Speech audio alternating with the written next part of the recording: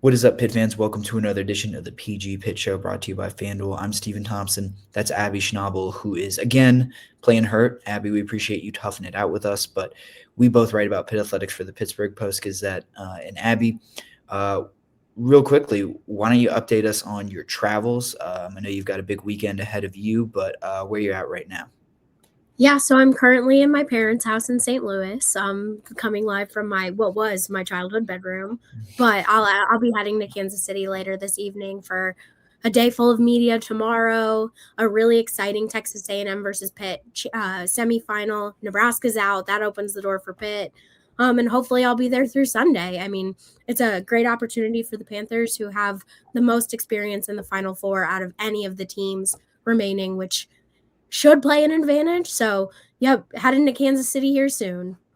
How long is that drive from St. Louis to Kansas City? It's about 4 hours. Okay, that's not too bad. Just everything's bigger It'll out in the Midwest, so yeah, it'll have been a cumulative 12 hours from my drive from Pittsburgh to St. Louis, but I made that on Sunday so that I didn't have to do it back to back. that's a pretty good idea. I think that was a smart move. Abby, on the football side of things, which is what we usually talk about on this show. Um, a few developments for Pitt as far as the transfer portal. You know, it doesn't open officially until after the new year, but players are already getting their announcements out, already kind of getting their ducks in a row, and a few Pitt players have either. It's been made clear that they've departed the team or they have announced themselves that they are transferring. The first one was wide receiver Zion Fowler-El. Long snapper,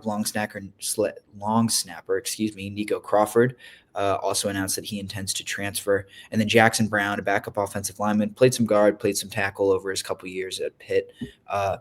He is no longer listed on the online Pitt football roster. So that indicates that he intends to transfer when the portal becomes open in January. Abby, I think Pitt would have, liked to maybe keep one or two of these guys, but I can't say that I see, Fowler-El or Jackson Brown or especially Nico Crawford as particularly huge losses for them this offseason.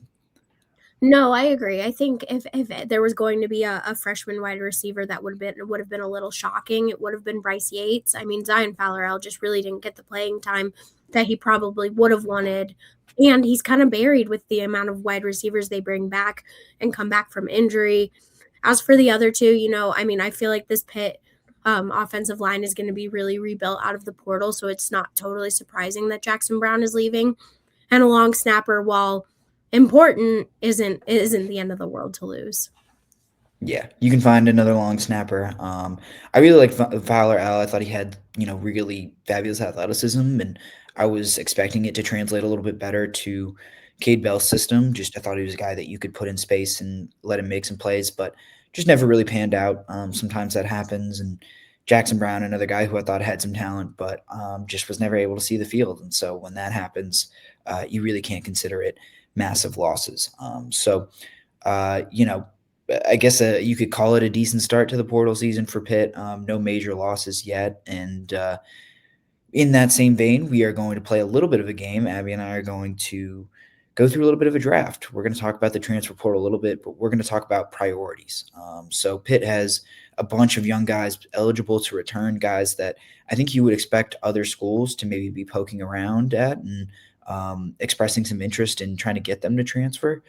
So what Abby and I are going to do is we are going to draft our top players that we think that Pitt should invest the most in or prioritize as far as retaining them into 2026. And got a couple, parameters on it. We're not going to include potential NFL guys like Kyle Lewis or Rasheem Biles who have college eligibility remaining. That's kind of a separate conversation. I think if both of those guys aren't at Pitt next season, it's because they're in the NFL, not necessarily playing at another school. The other thing is, Mason Heinchel would be picked first, kind of no matter what. And I think we both know that. And I think most of you all who are watching this video know that if Pitt is going to protect anyone on this roster, if they're going to prioritize retaining anyone, it is Mason Heinchel. And I think we know that work is already underway. So, Abby, I'm going to let you kick it off. You can take pick number one. Outside of Mason Heinchel, outside of Kyle Lewis, Rasheem Biles, who is the number one player you think Pitt needs to retain going into 2026? This is a guy that got offers last year. I think he's going to get more offers this year. My number one pick is Mr. Kenny Johnson from the wide Ooh. receiver room. Mm-hmm. Might be a take. However, my backing on that is, Mason Heinschel already has a very, very solid connection with Kenny Johnson. It's been the go-to. You when the passing numbers have been high, it's been because Mason Heinschel has been finding Kenny Johnson. He's just proven reliable, big playability. He's established too. He knows this system really well. And like I said, he was, contacted to try and from other schools last season to try and get him. And I just think if you're able to keep him and Mason Heinschel, that's a really good foundation for this offense moving forward. Of course, there are other options for sure, but with Kenny Johnson, I just think he's such a big part of the heart and soul of this Pitt team as well. And so yeah, he's my number one pick. Yeah, I honestly had him lower down on my list, but I think when you think about, the fact that Poppy Williams is going to be moving on, and you look at some of the other options that Pitt has in the wide receivers room, and it's not super apparent who would be that new number one receiver if Kenny Johnson moves on. So, maybe I should have had him a little bit higher on my list. I was surprised that he was your first guy, but I like it. I get it. The guy who was number one on my list was, still on the offensive side of the ball, but that was Jakire. I just think that's a guy with some really special talent, someone that I think that, a lot of other power conference schools would love to have someone with his explosive playability in their backfield. And I think you saw him really develop as kind of a down-to-down player. He got a lot better the more that he played and the more opportunities that he got. So I am really expecting, honestly, a much more sharp increase in his ability going into 2026, just with some spring practices where he is, assuming Desmond Reed is moving on to the NFL. That is a guy who Turner, that is, who is your bona fide number one right there. And so I think we're really going to see him take off next year as long as he is a starter wherever he goes. And I think Pitt would be really well served to make sure that it is in Pittsburgh. Yeah, he was my number two. It was between the two of them. I genuinely think it could have been a coin flip because I think both of them are so important to this offense, especially a Mason Heinschel-led offense. And so totally agree with Boosie Turner on that list. For my second pick, I'm going to go over to the defensive side, and I'm going to pick safety Cruce Brookins, which also people might think I have a little too high. However, this is a secondary that's going to look a lot different next year. You have a lot of guys graduating, Rashad Battle's gone. I'm going the whole secondary, not just the safeties. Rashad Battle, Tamon Lyman, you're losing Kavir Baines and Javon McIntyre from the safety specifically. And Cruce Brookins, as we've talked about many times throughout the season, has been the best player in that secondary.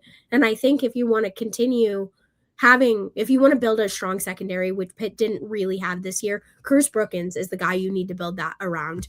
He's just been the backbone. He's good at communicating. He's good physically.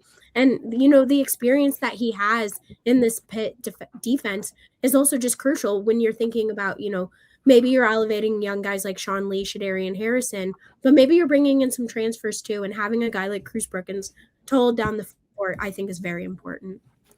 Yeah, it's another good one. That was one that I don't think I considered because he wasn't really on my radar as like a potential transfer. I think, a Pittsburgh guy, someone who, I think really wanted to play at Pitt, so he wasn't really on my radar. But all of your reasoning makes tons of sense. Like Pitt really needs Cruce Brookins in order for that secondary to be strong. And I like your draft so far, Abby. I like it better than mine, to be quite honest.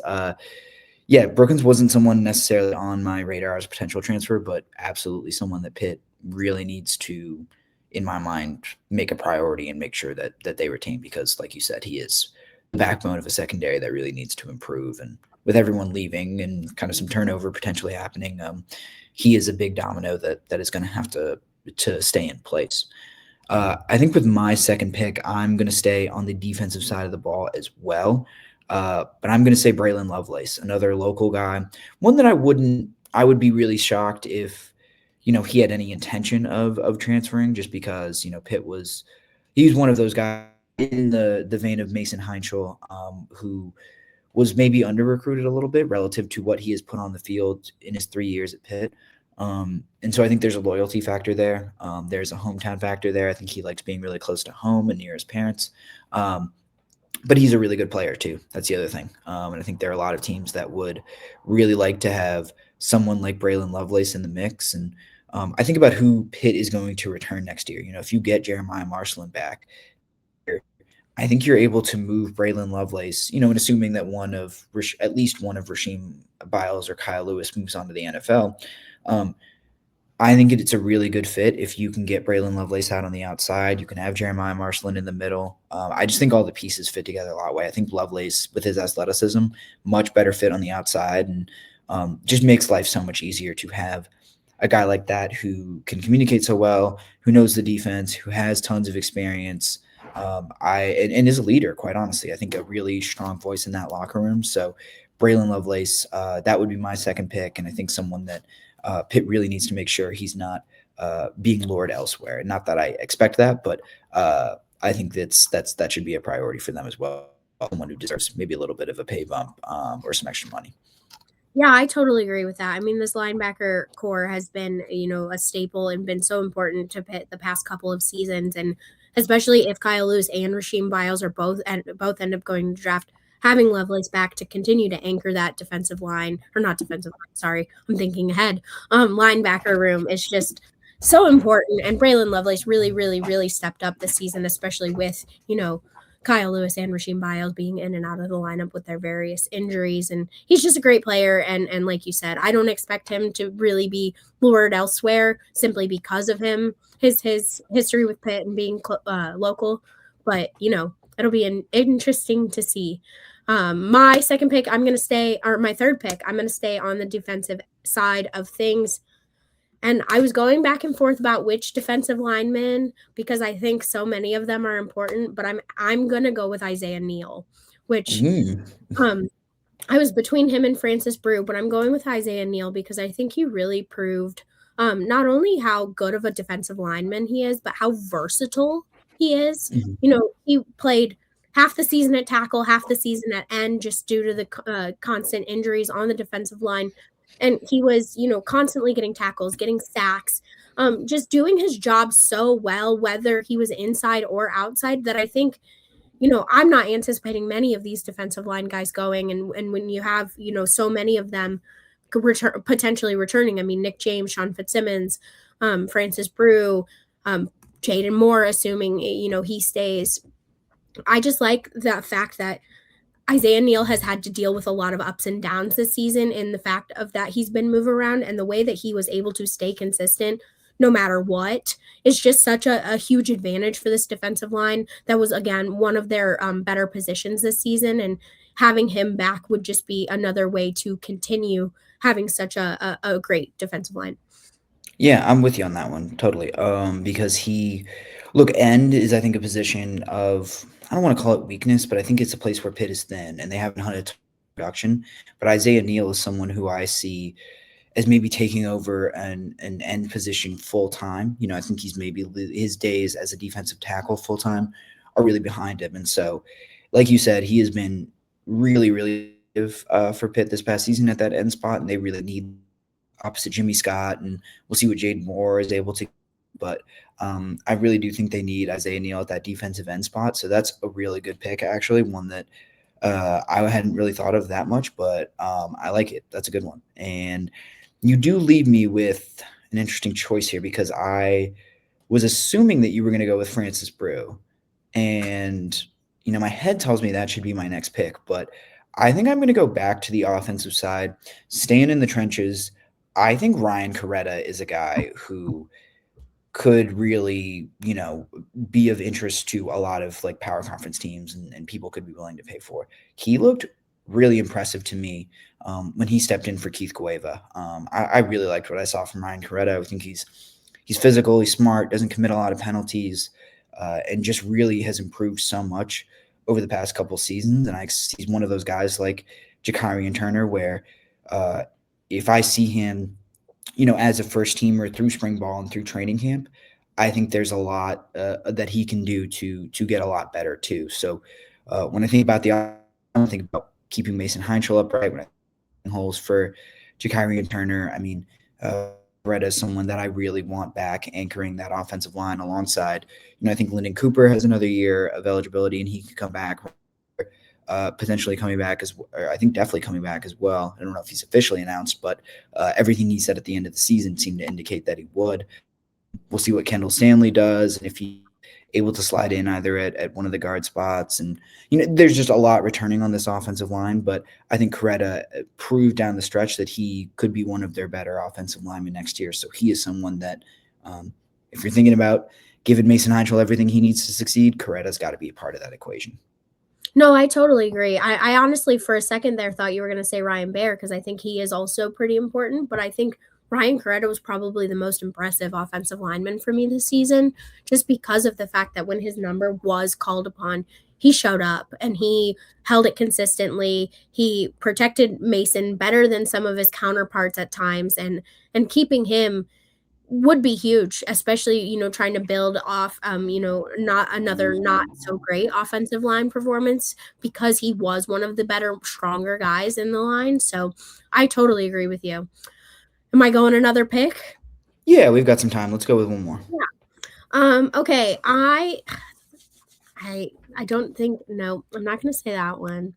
I'm going to stick with the defensive line, and I am going to go Francis Brew this time. Francis Brew is just an absolute unit of a guy. I mean, we made the freaks list at the beginning of the season. He's getting better and better and better every single game that he plays, and I think he really showed how important he is. Again, when you go and think about the constant injuries that the defensive line has had, Francis Brew held down the fort when, Shawn Fitzsimmons was hurt. He got a good amount of sacks. He got a lot of tackles. Like, this was a guy that has continuously shown up for Pitt, and bringing him back and having him play with Isaiah Neal, I think the two of them together just makes this defensive line so unbelievably strong. And if I had to prioritize, two guys from the defensive line that I want back, it's Isaiah Neal and Francis Brew. And that's no hit to Shawn Fitzsimmons and Nick James. I just think that what those two are able to do together and individually is just so, so physical, so impressive, and so big for this Pitt defensive line. They were so important in helping them, hold teams below their averages in rushing yards, and I want them both back. So my 3 and 4 are both from the defensive line. Abby is loading up in the trenches. Not a bad way to build a college football team. Yeah, no, I mean, Francis Brew, I think especially because of his youth, like, he's been really good right away. I mean, this was only his sophomore season, so a lot to like from Francis Brew, and I completely someone that really needs to be high on Pitt's list as far as making sure that he is taken care of going into 2026, because not only is he young, not only is he talented, but as a defensive tackle, he plays such a massive part. Like you alluded to, the rushing yards and the rushing defense, that's a staple of how Pitt wants to play, and I think you really need Francis Brew as part of that equation. I am going to stay on the defensive side of the ball, although, unlike you, I am not sticking in the trenches, which I'm starting to second guess a little bit, but I'm going with Shawn Lee Jr. I think a rising star. Don't think there are many answers at cornerback if you don't in the fold next year. And I think, how many times this season, after a game, you would see, the tweets or the stats that were, Shawn Lee is top 10 in the country in yards allowed per completion. Shawn Lee is top 10 in the country in completion percentage allowed. He's just a really, really good football player, someone who I thought was always deserved playing time. And next year, there is going to be nothing holding him back. There's going to be no seniors there to, kind of box him out of playing time. It's like him and Shadarian Harrison, pretty much. Those are, at this point, your two starting corners in 2026. So I am saying Shawn Lee Jr., extremely talented, young, and I think a guy who is primed for a big breakout next season. So let's protect him.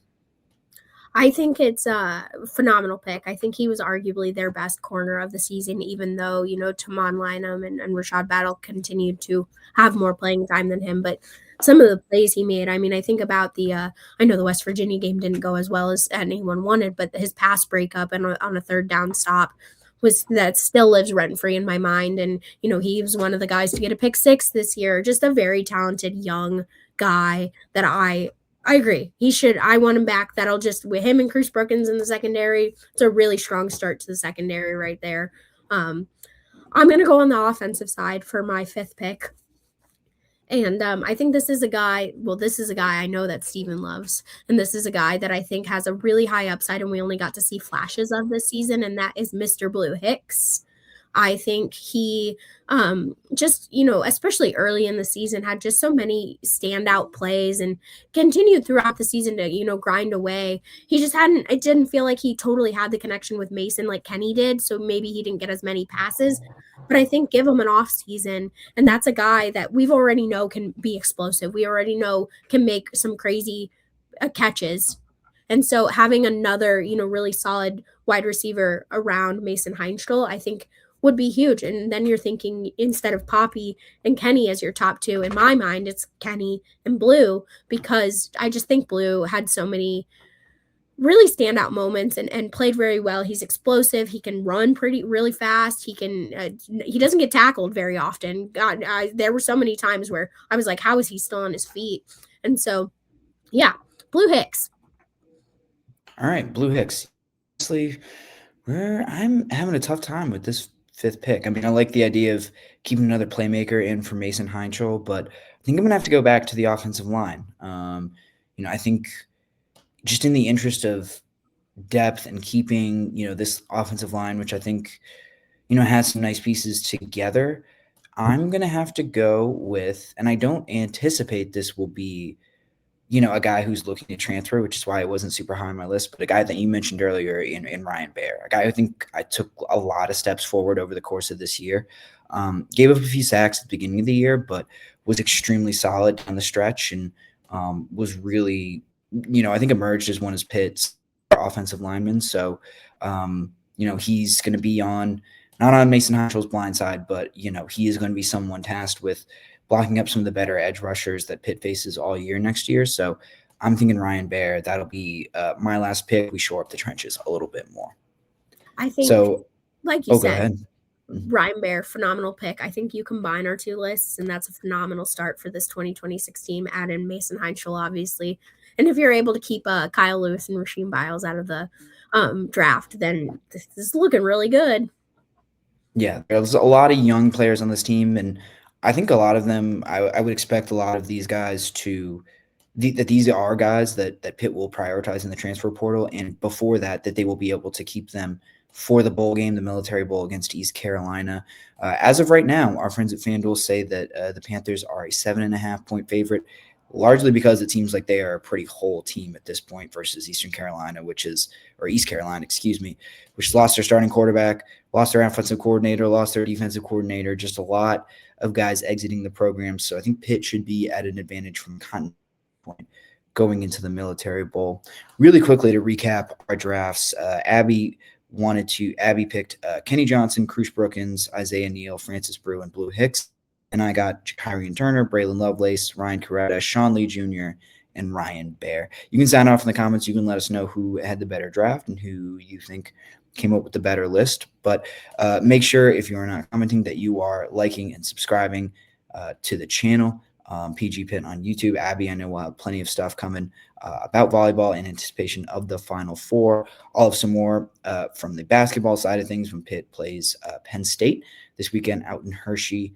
So lots more to come. Make sure you're following all the written work at post-gazette.com, and we will see you all next time. Thank you for checking out this content from Post-Gazette Sports. If you watch this video on YouTube, please like the video and subscribe to our channel. For all of the sports coverage the Post-Gazette has to offer, visit post-gazette.com.